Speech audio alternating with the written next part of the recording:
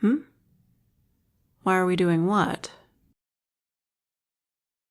Well, they say playing games together is a good way to deepen your relationship. I told you, I'm not super into video games, so board games will have to do. And I think you're having an alright time wrecking me in Scrabble. You're just getting lucky with the letters, I swear. There's only so much I can do with this many E's. Good for me to lose occasionally.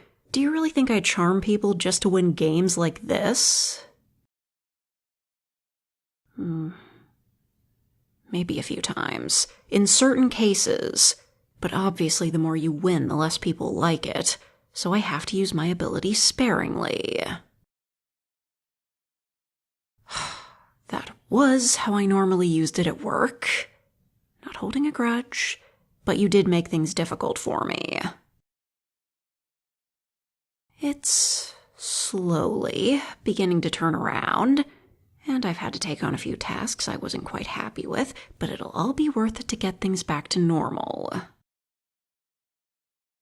Oh, that was your angle. Well, at least indulge me in a conversation before talking about what you want. It's called being polite. Such a sour face. Oh, you have a question about me? Something pique your curiosity? What do you mean, what's with my name? What's wrong with my name? No, I think you're just trying to get under my skin. It's a lovely name. My parents didn't name me Tiffany. I named myself that. Because it's a nice name and I like it, obviously. No taste at all. I changed it when I was 10, actually. My parents aren't immune to my ability, you know. It wasn't the first time I'd tried to use it for such a major thing, but it was the first time it really worked. As I'm sure you've figured out by now, charming people doesn't last forever. Typically, I have to be face to face to make someone do something, and usually that's enough. They'll remember they agreed to it and do it. The social expectation is all it takes to get them to follow through. They like me and they promise they'd do as I asked.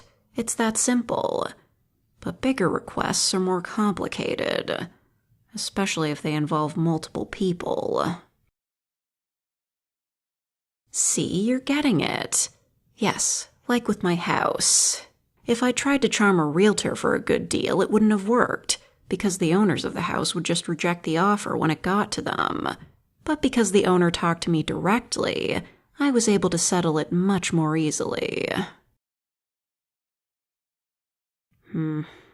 As a child, I learned pretty quickly that using my ability didn't mean I'd always get what I wanted. What makes you think I'd ask for that?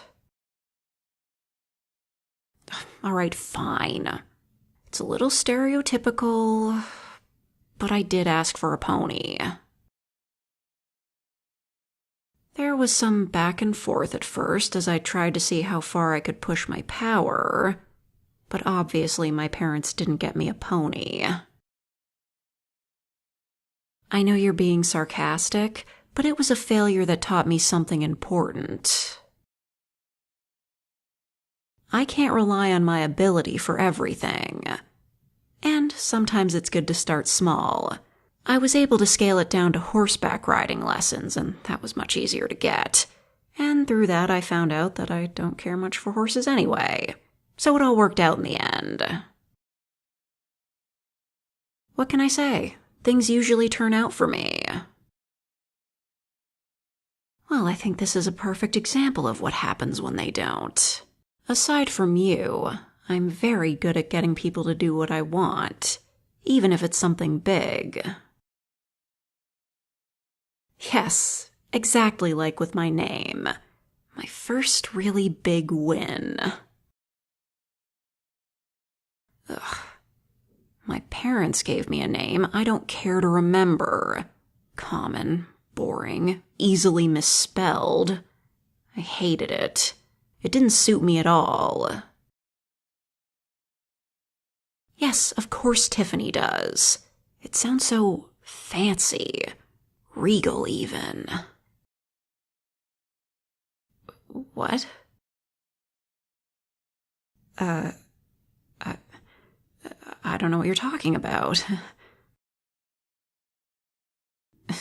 You can't prove that I've seen that show. I mean... fine, all right. I got the name from a cartoon character. But it doesn't matter. The name fits like a glove. If it didn't, I would have just changed it again. It wasn't easy. I mean, with my parents, getting everyone at school to call me Tiffany was. Children love making up names for themselves and their friends. And I was popular, of course. That was the first step. I started calling myself Tiffany, so did my friends, so did everyone around the neighborhood, and my parents weren't happy about it at first. They claimed they put a lot of thought into my old name. But that didn't matter to me. I didn't want it. Oh, please, I was a spoiled brat for wanting a pony, not for wanting a name that fit me. It's all about branding, you know. I wouldn't be the person I am today if I weren't Tiffany. Now that's just mean. But I guess you would say that. If I hadn't managed it, I might actually doubt myself on occasion. It took a few months of wearing my parents down, making them believe that they really did think changing my name would be good for me, plus a bit of charming while they signed the paperwork to push it over the edge, and voila, I was Tiffany. I don't know if they regretted it after. Does it matter? It was my decision, and I'm very happy with it. Really? What name do you think would suit me better? Wow, rude. But less mean than I expected. Maybe you are warming up to me. Of course not. Ooh, good question. What would happen if I requested something impossible? I think I'll keep that to myself for now. Well, if I tell you everything right away, then we'll run out of stuff to talk about. Now, how about we finish this game up, Oh, did I forget something? Oh, right. Is anyone looking for you? Oh, fine. Since you were so talkative today, I guess I can tell you. Someone called your emergency contact who didn't know where you were, and they may or may not have reported you missing. I'm not in on the details, and asking would only make me look suspicious, as I'm sure you can imagine. I'll let you know if you make the news. I doubt it. People go missing every day, after all. Now, let's continue the game. Maybe I can still sneak a win.